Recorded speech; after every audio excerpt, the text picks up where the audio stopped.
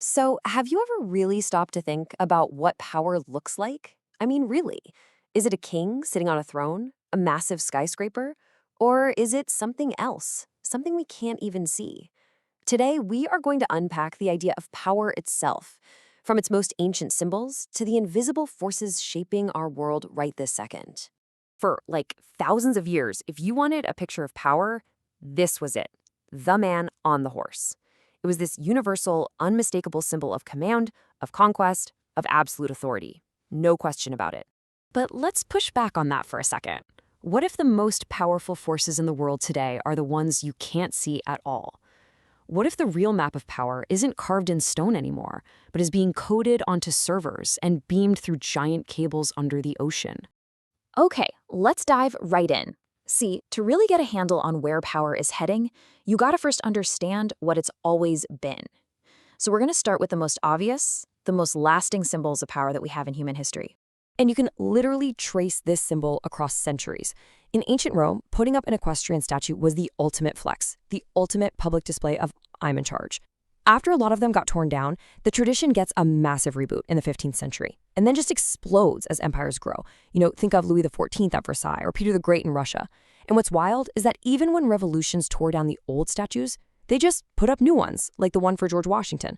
The impulse is still there today, right? With these huge statues to figures like Genghis Khan. The message has always been crystal clear: the guy on the horse runs the show. But here's the cool thing. Every super powerful symbol has its opposite, its counterpoint. If the horse stands for command and empire, well, the donkey has, for centuries, been its exact opposite. It's the symbol of humility, of the common folk, and yeah, even resistance to authority. From religious figures entering cities to the sidekicks in old stories, the donkey always represents a different kind of strength, the power of anti-power. But what if the strongest kind of power isn't a giant statue at all, but something you could fold up and put in your pocket, or just pull up on your screen? And that brings us from the monument to the map. This leads us to the work of a historian named J.B. Harley. And honestly, this guy totally changed the way we look at maps. Before him, we mostly thought of them as, neutral scientific things, just showing us what's there. But Harley came along and said, whoa, hold on. We need to look closer. We need to ask, who's drawing the map, and what's their agenda? And this is his knockout idea: cartographic silences. The real power of a map isn't just in what it shows you, it's in what it hides. By leaving out a town or a river or what a local group of people calls their own home, a map maker can literally wipe them off the map. It's an act of power that is so quiet, so subtle, but incredibly effective. This whole idea of invisible power, well, it takes us from a physical map to a more abstract one, to the systems and the structures that are running our lives without us even really noticing. Okay, this right here is a huge leap in how we think about power. We're moving away from the idea of power being one person telling another person what to do. Now we're seeing it as this invisible framework that dictates what can even be done in the first place. It's not about the players on the board anymore. It's about who designed the game and who wrote the rulebook. And you can see this working in a few different ways. It can be indirect, right? Like when one country influences the rules of global trade to give its own economy a leg up. It can be totally non-intentional, where the way a system is designed just happens to have consequences that help some people and hurt others. And it can be completely impersonal, like the massive power of global financial markets to force a government to change its policies. It's power without a face. So if structural power is this invisible map, then right now that map is being redrawn at lightning speed. And the people holding the pen aren't just the usual suspects. This quote from the Middle East Institute just nails it. Geopolitical power, it's not just about armies, land, or even oil anymore. The new currencies of power are compute, cables, and kilowatts. It's computational capacity, digital connections, and the raw energy you need to run it all. And the scale of this whole shift is just mind-boggling. Look at this one number. Almost $15 billion in AI and tech investments announced at just one conference. This isn't some side hustle. This is a full-on national strategy to dominate the new frontier of AI.